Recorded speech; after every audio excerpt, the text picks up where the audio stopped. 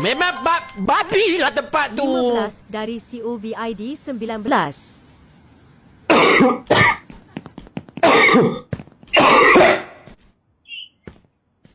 Engkau kalau dah ada sakit, kau jangan sebarkan penyakit kat live aku, musibat.